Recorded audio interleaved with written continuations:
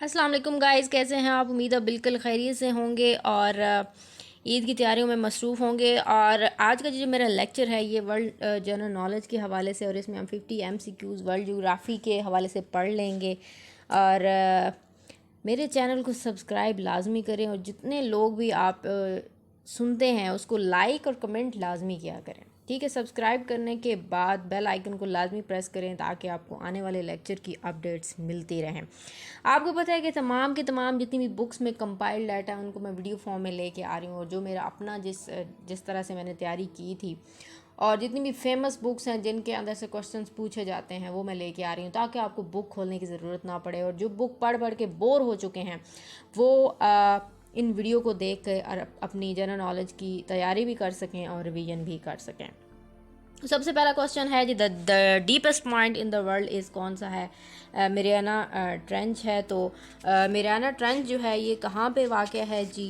ये वाक़या है जी पैसिफिक ओशन के अंदर। ठीक है, the depth of the Mariana trench क्या है? 10,911। ये जो लास्ट वाला डी ऑप्शन है इसका।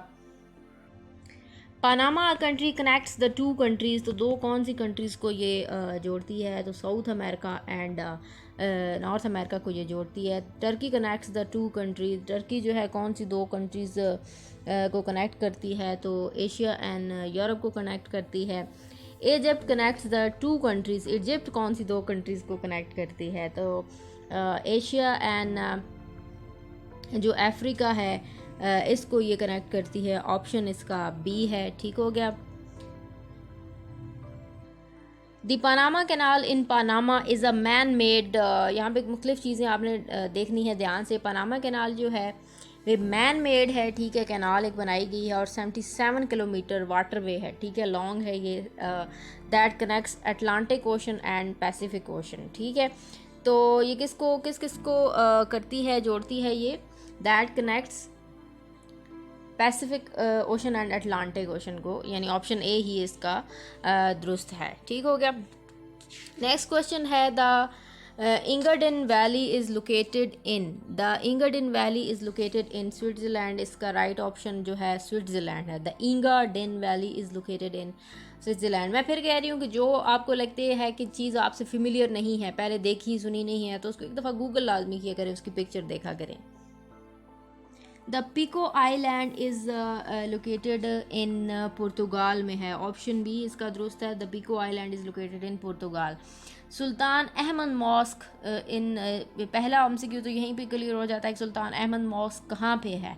इस्तांबुल में है। और इसका दूसरा नाम क्या है? इस popularly known as Blue Mosque भी इसको कहते हैं। The Great Pyramid of Giza, the oldest of the ancient. आपको पता है कि 7 वंडर्स ऑफ द वर्ल्ड के अंदर the Great Pyramid of Giza भी शामिल है। इसका आंसर पहले ही आपको पता होगा। ठीक है, और ये कहाँ पे वाक़ है जी? इजिप्ट में है ये। The lake Lucerne that has complicated shape with several sharp bends and four arms। यानी ये एक लेक है जिसकी देखा जाए तो मतलब बहुत ही कॉम्प्लिकेटेड किस्म की स्टार टाइप शेप्स है, और इसके शार्प किस्म के कोई मोड़ बने हुए हैं, इसके अंदर शार्प बेंड हैं एंड 4 आर्म्स हैं। तो ये कहाँ पे वाक़ है? स्विट्ज़रलैंड में वाक़ है। Which city is called the city of 1000 मीनारेट्स। यानी यहाँ पे बहुत ज़्यादा मीनार पाए जाते हैं। 1000 मीनार कहा जाता है सिटी के। इसका एक नाम भी है। तो इसको सायरो यानी काहिरा जो सिटी है वहाँ पे इसको कहते हैं city of 1000 minarets. Next question है, the South Pole of the earth is located in. अच्छा, यहाँ पे मैं नॉर्थ और साउथ पोल का आपको थोड़ी सी डायरेक्शन बता दूँ कि हमारी जो कंट्री है, ये जो पूरा ग्लोब है, इसके जो ऊपर वाला हिस्सा है ये नॉर्थ पोल कहलाता है, और नीचे वाला हिस्सा जो है साउथ पोल कहलाता है। यहाँ ऊपर जो नॉर्थ पोल पे है यहाँ पे होता है आर्कटिक सर्कल होता है। ठीक है, और जो नीचे है ये अंटार्कटिक सर्कल कहलाता है, ये अंटार्कटिका।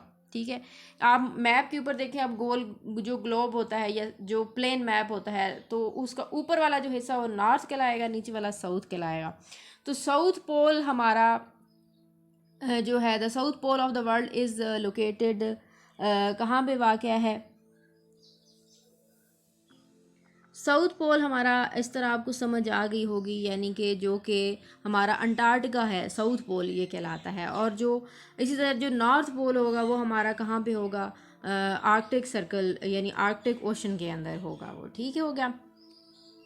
अच्छा, आज which statement is true about South and North Pole of the world. अच्छा, जो नॉर्थ पोल है ये वाला थोड़ा सा बेंड होता है सूरज की तरफ, ठीक है।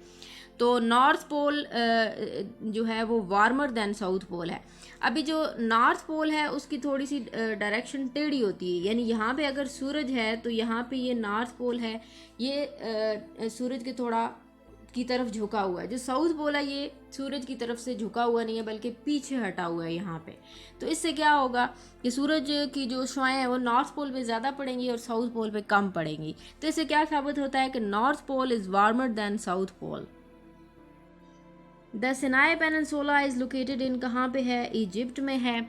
Augusta Raurica a Roman archaeological site was in open air museum है ये एक, ठीक है, यानी Augusta Raurica Roman archaeological site was an open air museum है। Augusta Raurica is located in कहाँ पे है जी, ये स्विट्ज़रलैंड के अंदर है। The Pena palace a UNESCO world heritage site is located in पुर्तगाल में है जी। The bridge in Istanbul Turkey that connects Asia and Europe is called Bosporus bridge भी कैसे हैं, ठीक है, बॉस्पोरस स्ट्रेट भी है वहाँ पे। The bridge in Istanbul Turkey and connects Asia and Europe को कनेक्ट करता है, तो बॉस्पोरस ब्रिज उसका नाम है। Alexandria is a city located in, Alexander से ही पता चल जाता है, अलेक्जेंड्रिया जो city is located in Egypt. About -% of Antarctica is covered by ice, यानी 98% जो ऑप्शन बी है ये करेक्ट है। About 98% of Antarctica is covered by ice. Ross island जो है ये वाक़या है कॉन्टिनेंट ऑफ अंटार्कटिका में ही वाक़या है, ठीक है। रॉस आइलैंड जो है ये अंटार्कटिका ही में वाक़या है। The first European to reach India by sea के ज़रिए जो पहला यूरोपियन पहुंचा था, इंडिया पहुंचा था, तो उसका नाम क्या था, वास्को डे गामा है। वास्को डे गामा जो था ये कहाँ से ताल्लुक़ रखता था, ठीक है, ये कहाँ, यानी एक पुर्तगीज़ एक्सप्लोरर था ये। The World Wide Web was invented by Tim Berners Lee हैं इनके इन्वेंटर हैं इसके। और the birth place of the World Wide Web was कहाँ पे हुई थी, तो ये CERN सर्न, ठीक है। इस सर्न जो है यहाँ पे इसकी देखा जाए तो बर्थ प्लेस है जहाँ से वर्ल्ड वाइड वेब की इन्वेंशन का आगाज़ हुआ था। The headquarter of the European Organization of the Nuclear Research, ठीक है, EONR यानी European Organization for Nuclear Research का जो हेड क्वार्टर है वो कहाँ पे वाक़या है। 29 हम क्वेश्चन कर रहे हैं, तो इसका स्विट्ज़रलैंड के अंदर है, ठीक हो गया। द बुक ईमली या ईमाइल और On Education was written by Rousseau ने लिखी थी बुक ईमाइल और ऑन एजुकेशन, ठीक है। The world longest land border between the two countries is the border, आपको पता ही होगा US और कनाडा का जो है बॉर्डर जो है सबसे लॉन्ग है, लॉन्गेस्ट है। The world largest island is another important and easy MCQ is Greenland. We have already repeated it various time. Which country is the largest archipelago country in the world, तो archipelago होता क्या है, archipelago उस जगह को कहते हैं जहाँ पे क्लस्टर ऑफ आइलैंड्स होते हैं, यानी ढेर सारे आइलैंड्स मिल के एक कंट्री बनाते हैं। तो विच country is the largest archipelago country in the world, तो इंडोनेशिया जो है ये लार्जेस्ट आर्किपेलागो है। तो इंडोनेशिया के अंदर टोटल कितने आइलैंड्स हैं, 1300 टोटल जो हैं इंडोनेशिया के अंदर islands. Indonesia is a country with around 1300 islands.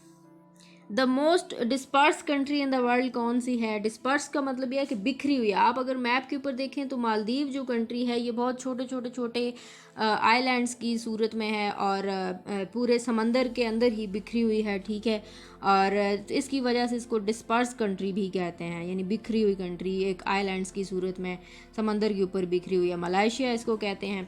The Maldives is a spread over कितनी कितनी 19,000 एक किलोमीटर स्क्वायर के ऊपर ये बिखरी हुई है समंदर के ऊपर।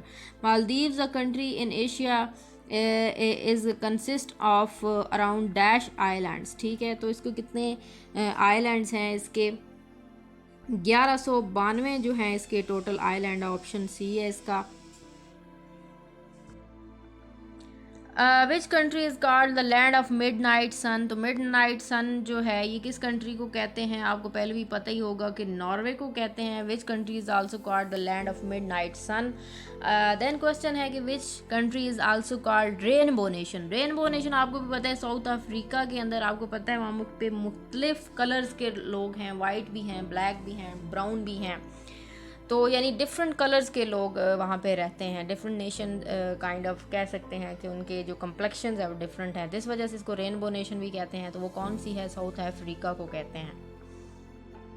नीदरलैंड्स लिटरली मीन्स, क्या मतलब है इसका नीदरलैंड का? इसका मतलब है लोअर कंट्रीज़। अच्छा, जब भी आप MCQ पढ़ें, क्योंकि मैंने तो वीडियो बना रही हूँ, थोड़ा जल्दी करती हूँ, तो आप जब भी वीडियो सुनो तो एक दफ़ा चारों ऑप्शन पढ़ के करेक्ट को देखा करें। तो नीदरलैंड लिटरली मीन्स क्या है? लोअर कंट्रीज़ है। Which country contains the most volcanoes in the world? सबसे ज़्यादा इंडोनेशिया के अंदर वॉल्केनोज हैं, ठीक है। Which country is the lowest in the world? Lowest जो कंट्री है दुनिया की वो मालदीव्स है। Which country recognise the highest number of official language? South Africa की जो है ऑफिशियल लैंग्वेजेस सबसे ज़्यादा हैं दुनिया के अंदर। तो the constitution of south Africa recognises 11 official language हैं उसकी, ठीक है। Which country is completely surrounded by south Africa? यानी साउथ अफ्रीका उसके सराउंड में है और दरमियान में एक और कंट्री है। तो लेसोथो के इर्द गिर्द कौन सी कंट्री है? साउथ अफ्रीका है। द कॉम्बो ड्रैगन जो है ये भी साउथ अफ्रीका के अंदर ही पाया गया है। द कॉम्बो ड्रैगन वो भी साउथ अफ्रीका के अंदर है। जीजू island a UNESCO world heritage site is located in, ये जो है जीजू आइलैंड साउथ कोरिया में है। जीजू यानी उनकी लैंग्वेज भी आप देखें इसी तरह की होती है, कुछ जीजू चाँ। तो जीजू आइलैंड जो है साउथ कोरिया में है। Borobudur a UNESCO world heritage site is located in, ये जो है जी इंडोनेशिया के अंदर है Borobudur. The Orange river flows in 49 का जो है आंसर है जी सी है, साउथ अफ्रीका के अंदर है। द चैपल टीपैक कैसल, ठीक है। द चैपोक टीपैक कैसल जो है ये वाक़ है मैक्सिको के अंदर। जी गाइस, ये था आज का लेक्चर। उम्मीद आपको पसंद आया होगा और 12 मिनट के अंदर आपने जो वर्ल्ड जनरल नॉलेज के काफ़ी ज़्यादा MCQs कवर कर लिए हैं। मेरे चैनल को सब्सक्राइब लाजमी कीजिएगा ताकि आने वाली अपडेट्स आपको मिलती रहें। कमेंट सेक्शन में कमेंट लाजमी कीजिएगा और इसके अलावा लाइक का बटन भी लाजमी प्रेस कीजिएगा। बेल आइकन को प्रेस कीजिएगा ताकि आने वाली आपको अपडेट्स मिलती रहें। अल्लाह हाफ़िज़ एंड जज़ाकल्लाह खैर।